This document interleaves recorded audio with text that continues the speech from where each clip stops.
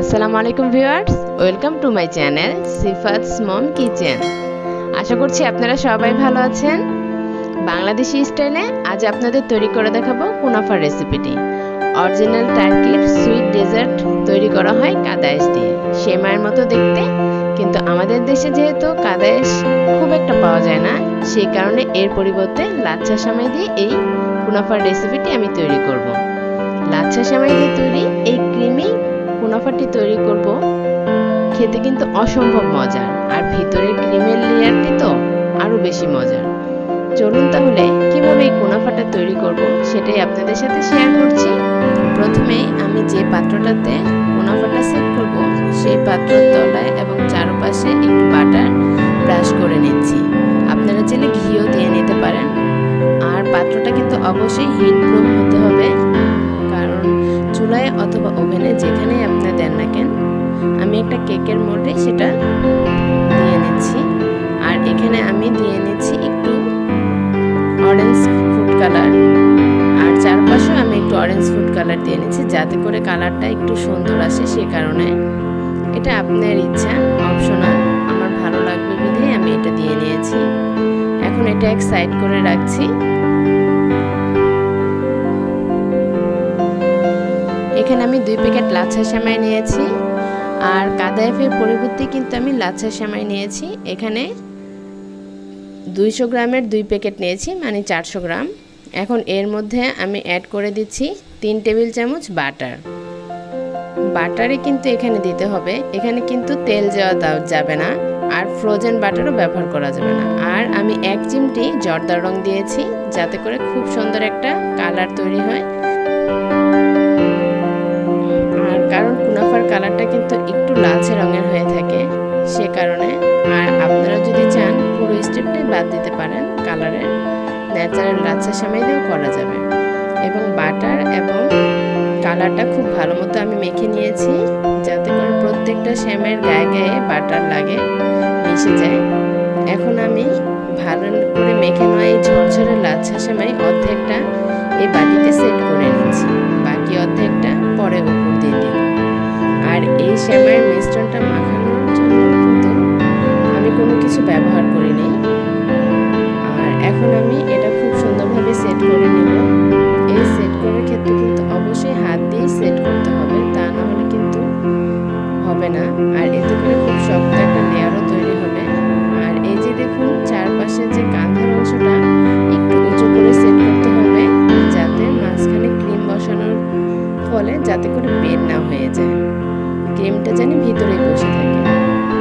এই তো এটা কিন্তু সেট করা প্রায় হয়ে গিয়েছে। এখন এটা আমি এক সাইড করে রেখে দেব। এখন কুনাফার ভেতরের ক্রিমটা তৈরি করার জন্য চুলায় একটা পাত্র বসিয়ে দিলাম, আর এখানে 3 কাপ তরল দুধ দিয়ে দিলাম। আর চুলাটা বন্ধ থাকা অবস্থায় এখানে আমি 4 টেবিল চামচ কর্নফ্লাওয়ার অ্যাড করে দিচ্ছি। আর তারপরে এটাকে ভালো মতো মিক্সড করে নেব, তারপরে আমি চুলাটা ধরিয়ে দিব। এই তো আমার মিক্সড করা হয়ে গিয়েছে। এখন আমি চুলাটা ধরিয়ে নিচ্ছি। আর দুধটা যখন হালকা গরম হয়ে আসবে, সে পর্যায়ে আমি এখানে অ্যাড করে দিচ্ছি 1/4 কাপ গুঁড়ো দুধ। দুধটা কিন্তু হালকা গরম অবস্থায় অ্যাড করবেন, তাহলে কিন্তু খুব তাড়াতাড়ি মিক্সড হয়ে যাবে। মোটামুটি কিছুক্ষণ নাড়তে থাকতে হবে। আর আমার চুলার আঁচটা মিডিয়ামে আছে। বেশ কিছুক্ষণ নাড়ানোর পরে দেখতেই পাচ্ছেন দুধটা অনেকটা ঘন হয়ে আসছে। এখন এখানে আমি 1/2 কাপ কনডেন্স মিল্ক অ্যাড করে দিচ্ছি।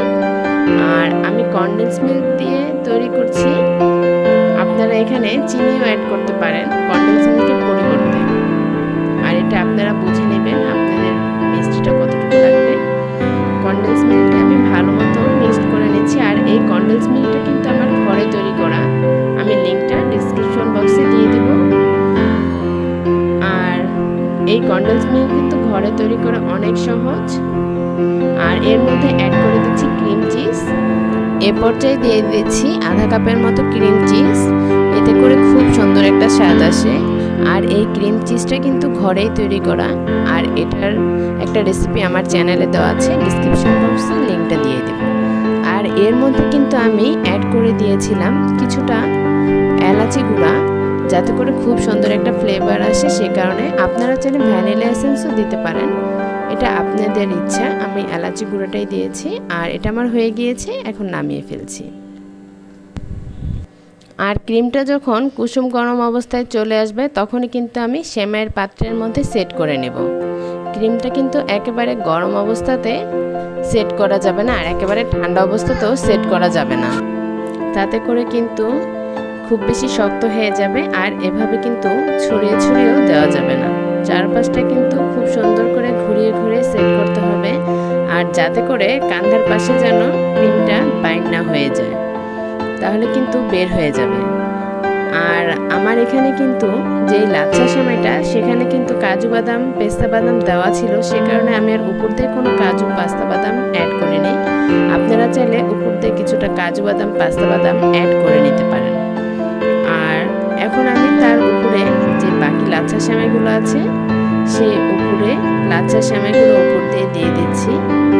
আর এটা কিন্তু আলতো করে চেপে চেপে সেট করতে হবে, তা না হলে কিন্তু ক্রিমটা ভিতর থেকে বের হয়ে আসবে আর সেমাইটাও শক্ত করে সেট হয়ে যাবে।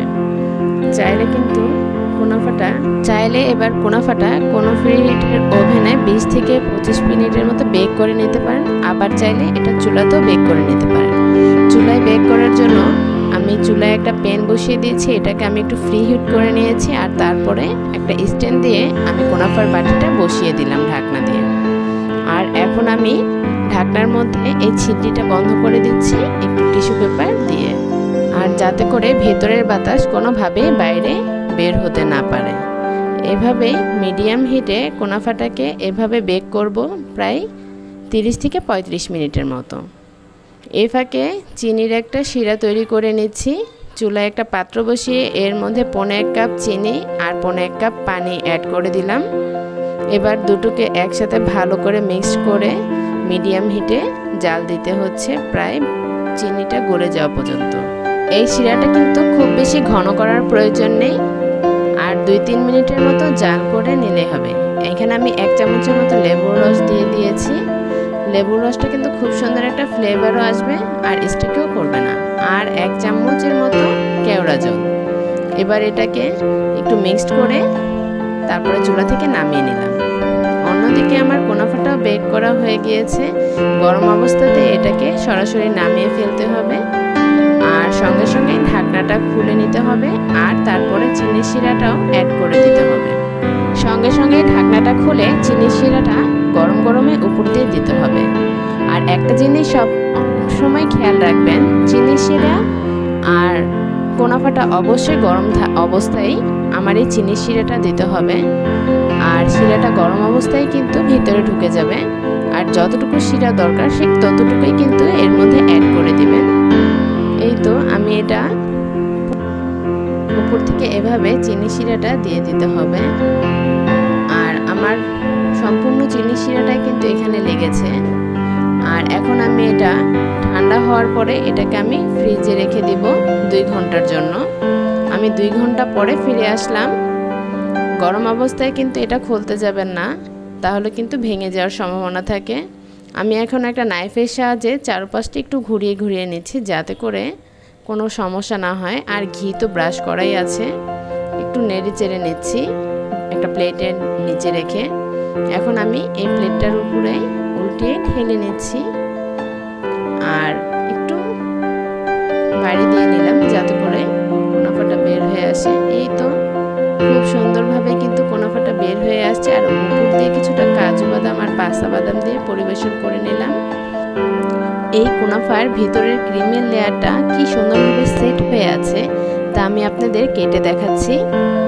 আর এই কুনাফাটা কিন্তু আমার বাচ্চাদের অনেক পছন্দের। এই তো কাটা শেষ হয়ে গিয়েছে, দেখে বুঝতেই পারছেন ভিতরের ক্রিমটা যে কতটা টেস্টি আর কতটা মজার হয়েছে তা আপনি দেখেই বুঝতে পারছেন। আমি আশা করব আপনারা এটা একবার হলেও বাসায় তৈরি করবেন আর কমেন্টস করে জানাবেন যে কীরকম হয়েছে। এখন আমার বাচ্চারা এটা খেয়ে আপনাদের দেখাবে যে কীরকম হয়েছে। এই তো তাদের অনুভূতি তারা বলছে। এই কুনাফার ভিডিওটি কীরকম হয়েছে আপনারা অবশ্যই কমেন্টস করে জানাবেন। আর ভিডিওটি ভালো লাগলে অবশ্যই একটা লাইক করবেন আর শেয়ার করতে ভুলবেন না। আজকের মতো এখানে বিদায় নিচ্ছি, ভালো থাকবেন, আল্লাহ হাফেজ।